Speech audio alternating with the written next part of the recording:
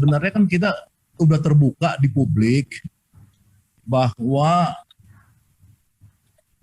Menteri Perdagangan itu tadi misalkan di TV kita lihat dia menunjukkan bahwa negara ini dalam kasus minyak goreng dikontrol oleh mafia-mafia katanya. Dan sebenarnya Menteri Perdagangan ini kan sudah dari Januari ya ngurusin minyak goreng nggak selesai-selesai sampai Maret. Ulasan di Kompas hari ini bagus ya, bagaimana harga minyak goreng di Malaysia saat ini ya, CPO-nya itu nomor 1 di dunia ini, produksinya kita nomor 2 Malaysia.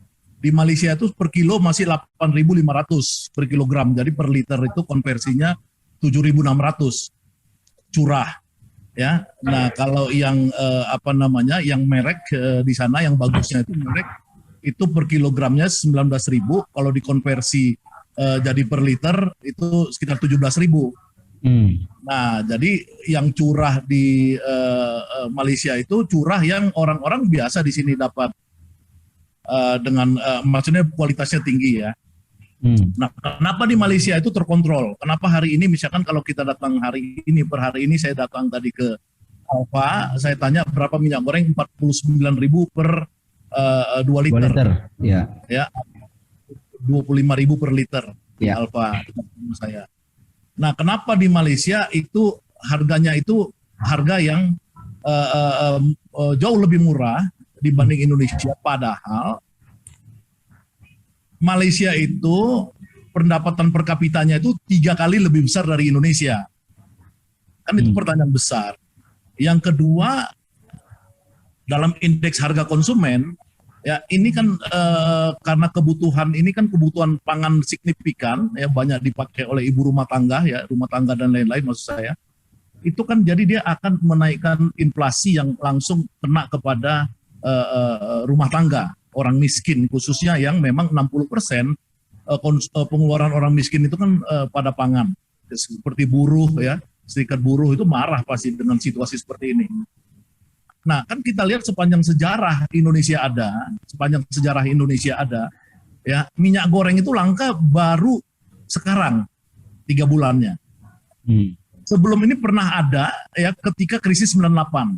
Krisis 98 itu ada, baru sekali itu terjadi. Tapi ketika pemerintahan Habibie masuk ya, kemudian Adi Sasono sebagai Menteri Koperasi di mana saya waktu itu staf khusus, itu seminggu selesai.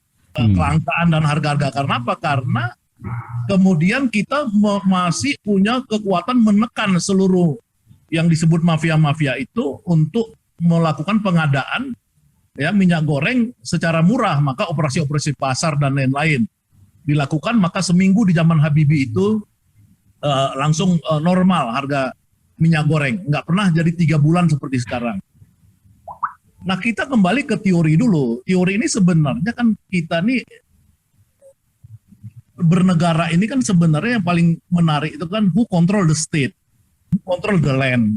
Siapa yang mengontrol negara ini? Kalau menurut Karl Marx dalam teori Marxis itu, maka siapa yang mengontrol dia yang menentukan. Kalau kapitalis yang mengontrol, dia yang menentukan sesuka hatinya. Kalau rakyat mengontrol, maka dia akan menguntungkan rakyat. Nah, makanya kita lihat ketika si Lutfi ini, yang kata Sri Mulyani ini kan dulu Lutfi, Erick Thohir dan Sandi ini kan pria-pria berkelimis yang suka datang ke BPPN. Kan pernah disinggung oleh Sri Mulyani dulu. Pria-pria berkelimis ini seperti Lutfi yang dulu pernah saya temani ke Menteri Perdagangan zaman Habibie untuk impor beras ya. Dia itu adalah pedagang. Ya, kalau pedagang dia nggak bisa mengkontrol pedagang lainnya. Bagaimana pedagang dia mau kontrol, dia marah-marah ya diketawa ya sama pedagang lainnya. Lalu kayak sesama bus kota ngapain ngatur kita, kan kira-kira gitu. Makanya itu di Malaysia itu selalu tidak bisa pedagang jadi menteri, tidak bisa pedagang itu jadi presiden.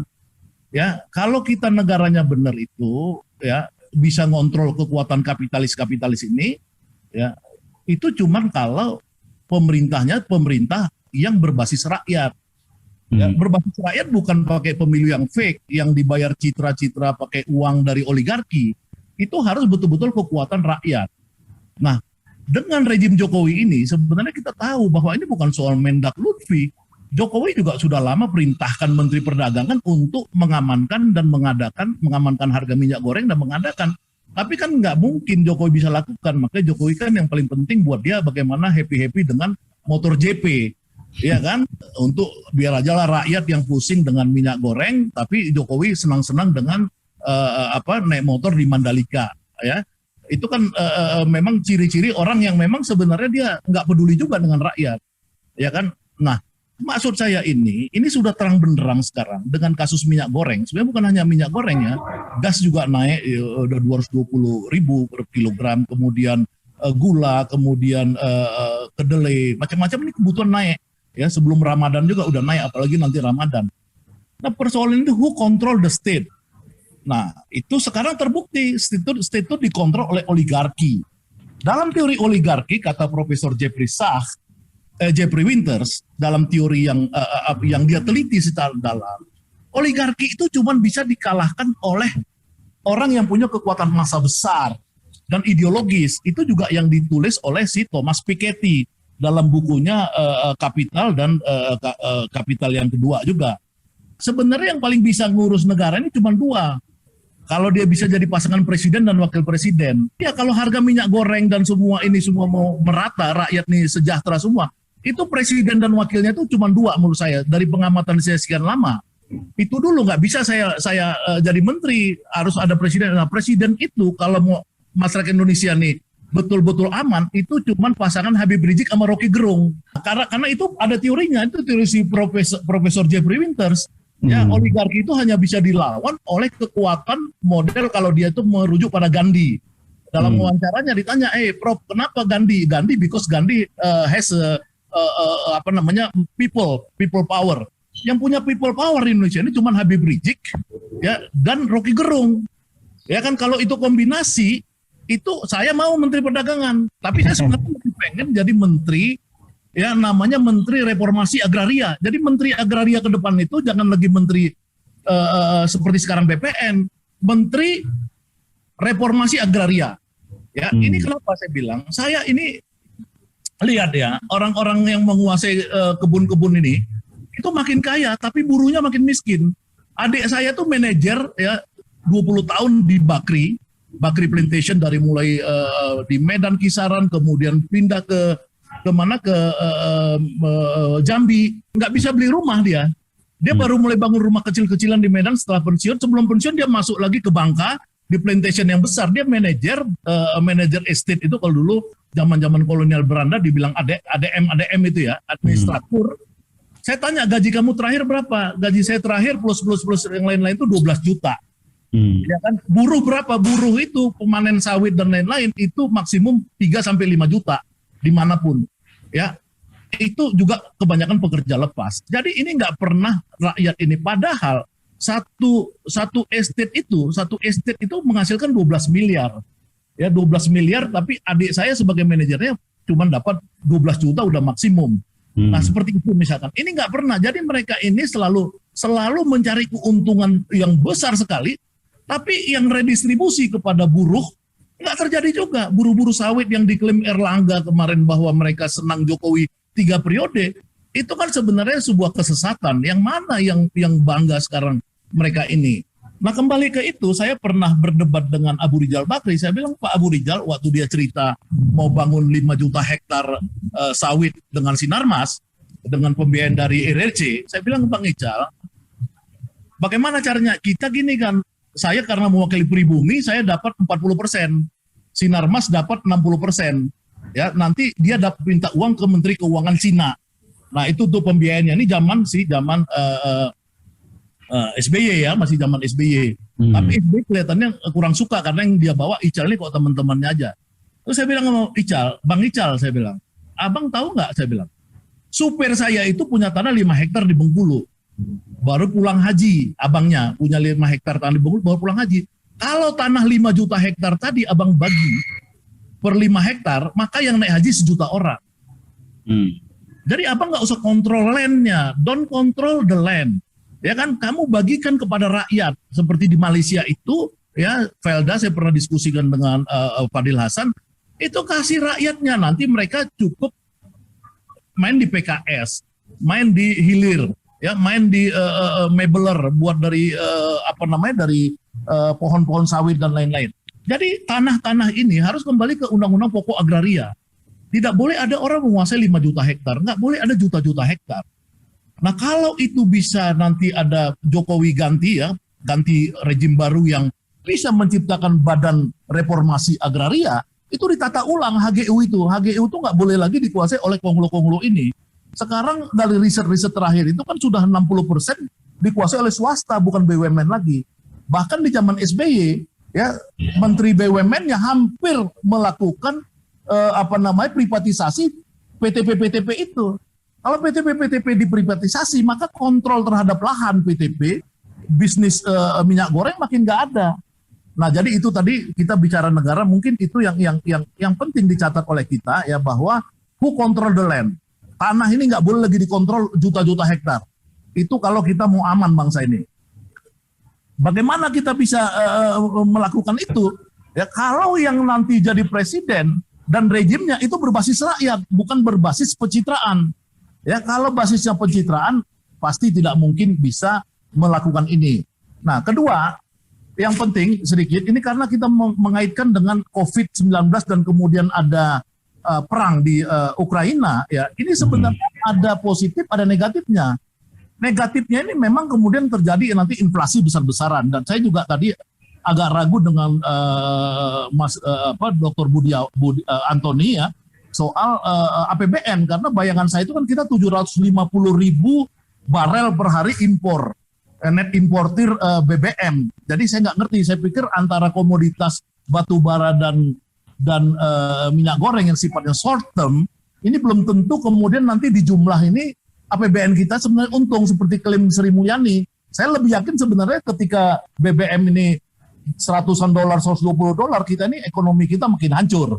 Ditambah lagi kita $1.000 yang cetak uang kemarin, quote and quote cetak uang itu sudah tidak ada. Sehingga apa? Sehingga sebenarnya dari sisi ekonomi kita akan makin hancur. Jadi sekarang ini bayangan saya ini baru kehancuran pertama. Kehancuran yang lebih dalam akan terjadi. Ya, orang-orang nanti, apalagi kalau Taiwan sama Cina perang dan lain-lain. Tapi ada keuntungan sekarang. Keuntungannya apa? Ketika negara-negara besar ini sibuk berperang, kalau kita mau pikir kedaulatan kita sendiri, nasionalisme kita, persatuan bangsa Indonesia di atas keributan-keributan yang diciptakan kadrun dan kodok-kodok ini, ya, kalau kita bangsanya bisa diciptakan solid kuat, kita bisa punya kesempatan berdaulat. Sekarang ini, ya, mumpung Rusia, Cina mau perang sama Amerika, dia nggak lagi melakukan hegemonisasi dan globalisasi hegemoni, nggak sampai ke Indonesia, kita bisa mandiri. Ada kesempatan kita mungkin 5-10 tahun ke depan menjadi negara yang ini, yang mandiri. Harapan saya agar kita bisa bersatu padu, kembalikan lagi negara dalam versi yang benar, ya, versi seperti Rousseau, ya, bahwa negara ini adalah punya rakyat, oleh rakyat untuk rakyat. Ya, Thomas Paine juga ketika mau mendirikan waktu Amerika mau merdeka, bahwa ini punya kita, bukan punya segelintir konglo-konglo itu. Enggak, ini punya kita, bangsa kita. Ini ada kulit sawo matang di sini, aslinya di sini nih. Ya, saya ini asli sini. Nggak bisa orang tiba-tiba dikuasain dunia kita internasional apa enggak. Ini bangsa kita ini harus dipertahankan. Ya, persoalannya kita masuk penjara keluar penjara urusan lain, itu memang dari dulu ada itu. Kalau nonton The Last Mohican ya memang pertarungan begitu. Inflasi tinggi itu di mana? Saya ini kan pendiri Serikat Buruh. Hidup saya kan di dunia itu. Teman saya Jumhur Hidayat hari-hari, dia juga sekarang udah ketua KSPSI, ketua Serikat Buruh. Kita tuh sering dialog tentang orang-orang yang tertindas di bawah. Ya, buruh itu hidupnya tuh survival. Ya, survival for the fittest, ya. Makan hari-hari, cari dapat income pagi, habis besok cari lagi gitu. Jarang ada ya pekerja tetap sekarang yang bisa bertahan lama.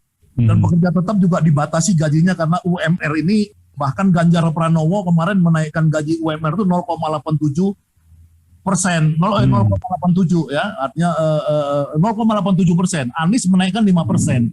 Ya, bayangin aja itu selalu di bawah inflasi. Orang itu sekarang ya saya kasih tahu, hampir di seluruh Indonesia termasuk di ibu kota Jakarta sekarang, di Jakarta Timur, itu lebih dari 1.000 Jakarta Timur aja itu yang busung lapar, yang stunting. Ya stunting kata orang beda busung lapar, saya anggap sama. Saya sebagai ahli kemiskinan, saya klaim aja sementara untuk Indonesia ini stunting sama dengan busung lapar. Karena kurang makan. Itu terjadi dulu dari zaman Soeharto sampai zaman SBY, tidak pernah ada orang busung lapar atau stunting di Jakarta. Ya, tidak ada di Semarang, tidak ada di Tangerang Selatan. Sekarang udah masuk di kota-kota besar. Kok orang nggak tahu bahwa ini suatu kehinaan bagi bangsa Indonesia, karena itu sudah problem kalau kamu udah lihat seperti negara-negara Afrika zaman dulu, setelah pandemi 2 tahun ini busung lapar tuh masuk di kota-kota. Kan kita masih nggak merasa bahwa ini belum lagi, karena kita disibukkan dengan seperti dulu zaman gladiator, di Roma itu dibuat gladiator, orang nonton gladiator padahal lapar. Sekarang motor JP padahal lapar. Ya udah, itu rakyatnya harus kita sadarkan, kasihan rakyat kita. Saya diskusi dengan dengan Antoni Budiawan ya beberapa waktu lalu. Saya bilang, Ton, kamu kan alumni Rotterdam ya, Erasmus University. Kamu pasti jago model matematik ekonomi. Menurut kamu udah yakin nggak kalau 1.000 triliun yang dicetak BI, quote and quote cetak BI itu 2 tahun dan sekarang dilarang IMF, itu hilang di 2023, itu kira-kira pertumbuhan kita gimana? Antoni bilang, nih Antoni ada di sini, Antoni bilang itu bukan pertumbuhan lagi, dan dia bilang itu kontraksi. Jadi 2023 itu pasti kontraksi setelah tidak ada lagi uang yang 1.000 triliun itu. Ya, sekarang juga kata Antoni, ya itu juga orang-orang sudah tidak mau lagi investasi, tidak mau lagi bisnis, nahan uang, semua orang nahan uang yang punya uang. Ya. Kemudian orang-orang yang dilindungin bank-bank ini, kan bedanya 98 sama sekarang. Ya saya tanya sama satu konglomerat. Saya bilang, Bang, lu bedanya 98 sama sekarang, apa sih kenapa lu belum bangkrut? Gue bilang. Ya karena sekarang agak beda kan, dia bilang, bank-banknya ini agak baik. Nggak langsung di call 5. Malah harusnya gue udah call 5. Dia bilang gitu. Ya kan? Nah ini kan sampai kapan bank-bank ini berdarah-darah untuk dia bisa bertahan, menahan beban, ya membiarkan orang yang harusnya call 5 itu tidak call 5. Jadi menurut saya ini ada yang fake, ada yang kita lihat seolah-olah aman. Menurut saya ini sekarang udah nggak aman. Kapan ini menjadi ledakan besar? Ini saya nggak tahu, mungkin tanya mungkin ada Hermanto Siregar yang suka melakukan simulasi, Antoni Budiawan atau Fadil Hasan sebagai ahli ekonomi juga yang bisa melakukan simulasi. Tapi saya sebagai orang sosial, feeling saya ini nggak lama lagi akan ada ledakan sosial. Ya, ini sebagai ahli sosial, saya ngamatin di dekat rumah saya itu sekarang per jarak meter itu sekarang udah semakin banyak gerobak-gerobak. Ya, tadinya nggak ada gerobak bakso, gerobak cireng, gerobak ini, gerobak itu. Nah, mungkin kalau saya tanya sama teman saya Teten Mas Duki, Ten, lu kenapa makin banyak orang dagang di pinggir jalan? Mungkin Teten bilang, itulah keberhasilan kewirausahawan. Nah, tapi kalau saya tanya misalkan nama ahli sektor informal seperti Profesor Didi Rabini misalkan, pasti itu dia bilang terjadi informalisasi, sektor formal hancur. Orang miskin cari uang 20.000, 30.000 sekarang semua di pinggir jalan. Bayangkan itu semua kalau nggak percaya sekarang secara kualitatif ya, jangan main-main kuantitatif karena nanti bisa how to lie with statistik ya. Kualitatif kamu lihat sekarang pengemis makin banyak nggak? Kita lihat sekarang orang di Pak Oga pinggir jalan makin banyak nggak? Pencurian makin banyak nggak? Nah ini sekarang secara kualitatif saya lihat makin banyak. Jadi itu tanda-tanda ledakan sosial yang semakin dekat. Dekatnya saya Allahu a'lam.